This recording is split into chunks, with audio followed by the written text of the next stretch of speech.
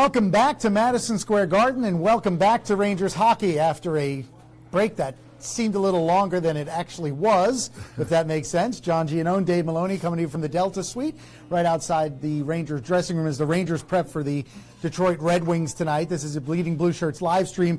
9-10 days between games for the Rangers. Davey, what should one expect to see tonight? Well, I was at practice yesterday, and David Quinn and his staff are fairly happy with what they saw, given the fact there was 7 or 8 days between the last time they were on the ice. Yeah. So I think it's imperative that you either take a hit or take a shot or something, get yourself involved right away. I'm actually going to have Mark Stahl on the bench, and I'm going to ask him what his team needs to do to get back in the shake of things, when given the last 2 games were particularly disappointing, I think, and the way it ended, but that's on the history books. And so I think the earlier you can get involved here against a team that's struggled all season, it'll be better. Yeah, the last we saw of the Rangers, they were losing to the Islanders here at the Garden in what was the 3rd time against that team in 9 days. We had seen a consistent rotation of defense pairings for the Rangers. Tonight we're going to see different defense pairings. Yeah. Let's go through those. Yeah, it's really, Mark Stahl and Tony DeAngelo stay together. And what's happened is Brady Shea and Ryan Lindgren have flip-flopped. So Lindgren will play with Trouba, and Shea then will play with Adam Fox. Mm-hmm. And I'm not sure, other than the fact that you're coming off a couple losses and sounded like they were contemplating moving these bodies around prior.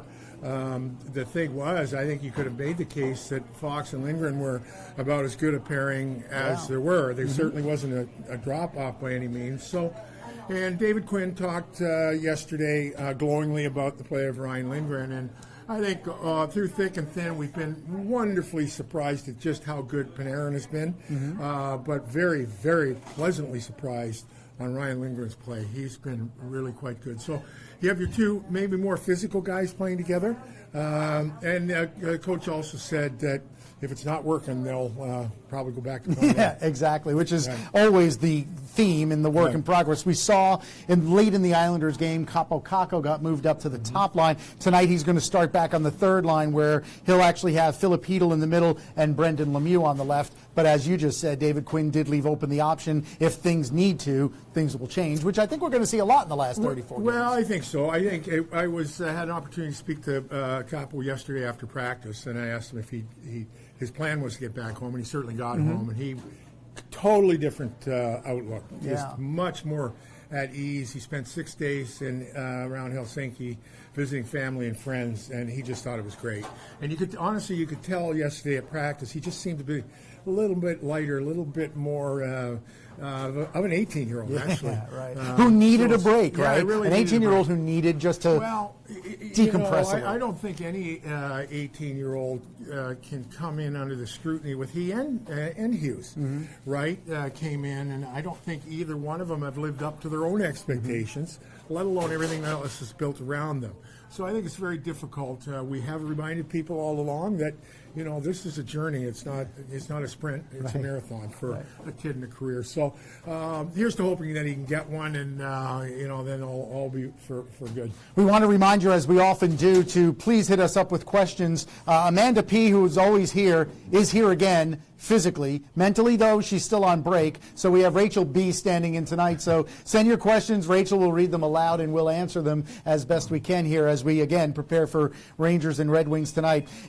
We talked, Davey, about the Rangers' mentality and how for so often this season with David Quinn it was the next 2 points are the most important ones because we still want to play relevant games in March into early April. You look at the standings, Rangers 11 back of a playoff spot with 34 to go. Does that place a little bit more emphasis on tonight, especially against by far the worst team in the league? Yeah, I think so. You're playing against a team that hasn't won in 6, and their last road win was mid-December. Yeah. And they've only had one player. Dylan Larkin's the only guy that's played in every game. So they've had injuries, and there's been a bit of a talent shortage on their back end. So, and again, we talk about, the Rangers. There aren't many teams in the rear view mirror, right? You're looking up the rear end of most teams in the league. So, again, it'll be interesting to see how they come out. But it does. the fewer games, as they knock games off the schedule, the bigger the games become to stay competitive. So it's pretty telling. We'll go back-to-back here, and then we have 5 at home, and then I believe 8 of the next 10 are on the road. So, and those road games are, in Winnipeg, in Minnesota, in Chicago. Not easy. Yeah, and then that, of course, all leads into tomorrow we turn the calendar to February, and everybody around the NHL knows February is trade deadline month. Do you expect that storyline to sort of continue to build almost like a wave hitting shore as we get closer to the end of February? Yeah, it's interesting. I was thinking during the break how it would be nice to get back to those days where there wasn't so much noise around the trade deadline with this franchise. And again, the story this year will be Chris Kreider. He's the lead, according to most out there, is the lead guy up for grabs, perhaps. Personally, I'm hoping there's a way that the club can re-sign him. I think he's a very important guy here. He's been homegrown. That might be hope as opposed to reality. But I just think that, when you go through the season this year, the noise was the youth and the new bodies, and then there's some noise about this playoff hunt, and then noise now about the I just kind of hope there is a day that the noise will be just what the team is doing and move forward. Along those lines, Davey, the article that Larry Brooks wrote the other day about the mentality of the franchise heading into that trade deadline as it pertains to Chris Kreider, he seems to have been handling it pretty well the whole season. Maybe not as well early in the season, but certainly his production on the ice has reflected that he is accepting whatever is happening around him pretty well. Well, I think also too getting named to the All-Star game. That's just another bump up in who he feels as an NHL player. Again, I talked to him yesterday also, and he did tell me that he still thinks he's the fastest in the league, and he will rethink his strategy the next time he's at the All-Star game. So he didn't know there was a strategy involved. Well, he knew. He told me that his strategy will be dramatically different. He felt he lost some rhythm and speed on the turn. So, but that being said, I think there are a lot of. He's a very mature. I just think he's a very important guy. Now, again, not being in John Davidson's shoes or Jeff Gorton's shoes or Chris Drury's shoes, you never know what the conversation is, what they're fielding, what kind of calls. But and that goes for a number of players here. You've got Tony DeAngelo, he's a restricted with ARB rights. It's going to get paid. Right. So I think, again, we may have intimated before, and I'm guessing we're going to be talking about this. If somebody gets signed, somebody's got to go. And again, long for the day where it just is kind of calm and you just worry about. You talk about this all the time, and you've been around the sport for so many years. Your brother was an executive for so many years.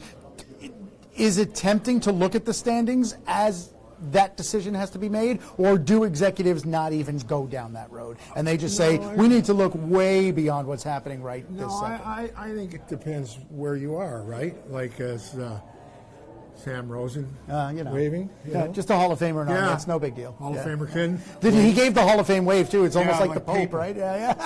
Paper wave by Sam. Back to more mundane things. No, I think, I really think, again, having not been in that position, I can only assume that it depends really where you are vis-a-vis. Are you Colorado? Are you Calgary? Are you Washington? Are you Ottawa? Are you the Rangers? I think there are teams that are that close that are making a plan for the spring. Have it laid out without perhaps compromise or more willing to compromise the future. Right. Where in the Rangers standpoint, it's almost there to a lot, and I think I agree with this. You're getting close to being capped out on future guys, and future picks. And you want to kind of get now a rhythm of development and stuff like that. Right. So that's that next stage versus the bottom stage. Versus the bottom stage. Right. And if it is a contending team, for anybody, you're not going to get a lottery pick right from that choice. Right. So I just think there are a number of mitigating circumstances specific to where a team is, whether they look near term or long term. Rachel B. is ready. She's polished up the vocal cords, and here we go. Here she comes. All right, guys, I got a question for you from Wow. Facebook. so much better than Amanda's voice. But go ahead. Oh boy. Facebook has the question. Tough shoes. Tommy has a question. So you mentioned the trade deadline. He wants to know, what do you think the Rangers need in order to make a playoff push? Right, so that probably, I don't know if there's a connection per se, only because I don't think they're going to pick anybody up that helps to bolster a playoff run. So in terms of that, I think what they probably need more than anything else is better production from some players, maybe like a Pavel Buchnevich, who hasn't contributed enough goal scoring to help win more games down the stretch. Well, my first answer was to leave the roster alone. Yeah, there you go. Right. But because of the economy or the business end of it, it's not likely that's going to happen, right? But you're right. You need a little more out of Pavel Buchnevich, who was a good player down the stretch last season. Right. But there then is an argument that when you're out of it, the games aren't quite as competitive, and the room one gets might be a little bit more. Right. So I think also we talked about Kaapo. If he can get 10 goals from here to into mid-March or something like that, that might sweeten things up a little bit. Who else are we looking at? Foss has been good. Brandon Lemieux, if he can stay healthy and chip in. So I think your point is well taken about the younger guys whose production may not. But then you look at the other side of that, the great production from the back end.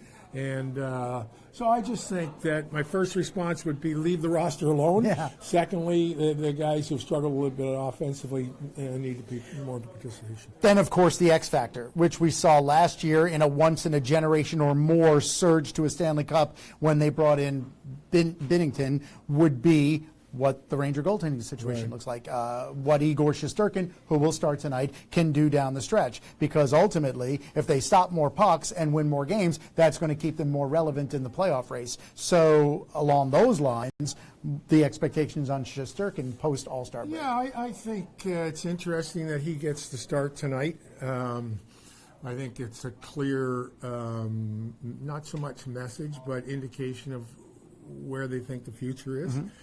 Given the fact that the Hendricks numbers have been pretty good against Detroit. And he'll play tomorrow night in Detroit. Right. And but that decision was made basically on the fact that one guy was on the beach for 8 days and the other guy had a couple games under his belt. That is a big point, according to David Quinn yesterday, and the one guy on the beach, of course, was the Hendrick, and Shesterkin went down in the minors. So I don't never thought the goaltending was going to be an issue, and I still don't think that if worse comes to worse, you carry 3 to the end and then make your decision moving forward, perhaps in the off season. So. Right. Yeah, the trade doesn't have to be made in February. No. It could be made in the summertime just as easily. Yeah. All right, Rachel's got another. I got a question for you about Igor. What a voice. Go ahead.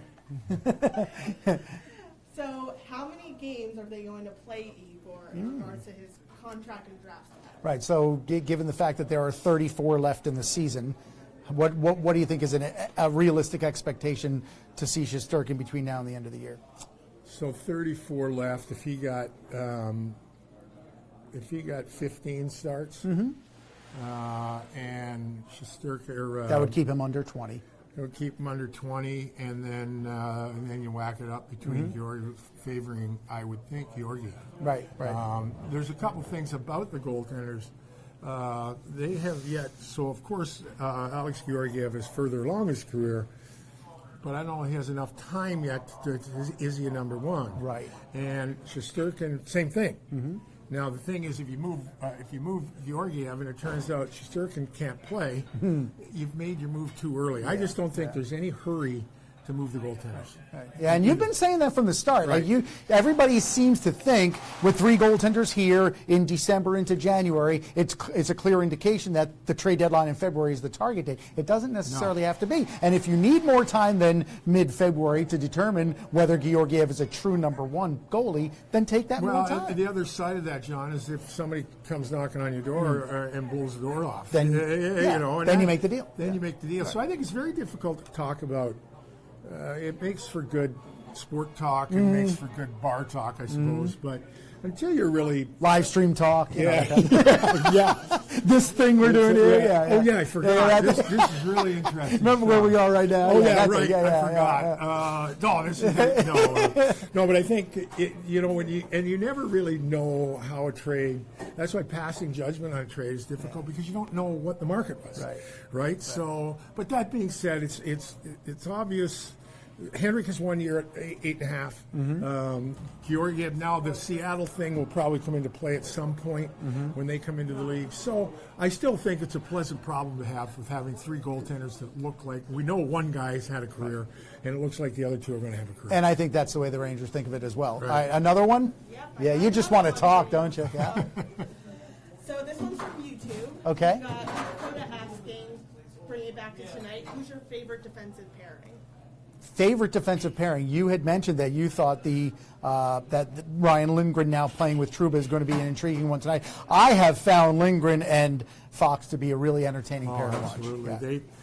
Yeah. If all things are equal and there's a comfort level and a knowledge between one another, it's probably going to work. Yeah. And there really is a comfort level and a history between Fox and Lindgren. They just seem to know, they just read one another really well, and it's almost like you don't even have to look to see where someone is. Right. So, and I think by and large, Mark Stahl's been good for Tony DeAngelo also.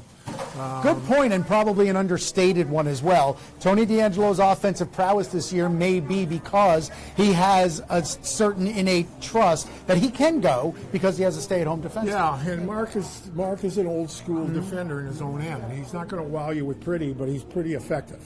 And I just think that he gets lost in the conversation. I know in a lot of online talk or bar talk or sports talk. Yeah, those people don't know. No. I think he gets picked on, because of maybe his age, but he's still an effective defender, and you still have to defend. And so it'll be interesting to see how, David Quinn talked about Lindgren yesterday about how well he moves the puck. It's been the most surprising thing. So maybe it jolts, it just brings Trouba's game with a little more life to Trouba's game. So to summarize for tonight, 2 teams that haven't been on the ice in quite a while, the Rangers 10 days, do you expect a game where about 10 minutes in you say, wow, that's sort of indicative of teams that haven't been on the ice for a while? Or do you expect fresh legs to provide a little bit more of a heightened entertainment value? Tough to say with 2 teams this low in the standings. Again, I always hope that there's some energy from a Rangers standpoint because you know what, you've almost doubled up in points on the team you're playing. They haven't won on the road since the middle of December, we mentioned before. They're winless in their last 6. They have 2 wins in their last 14 or something Their like that. Their starting goalie tonight hasn't won in 16 starts. Since before Halloween. He's got a 16-game losing streak. Now, Jimmy Howard's usually really good against the Rangers, so take that into account. But 16 games without a win. I'd be very disappointed if there wasn't a commanding start from the Ranger. Agreed.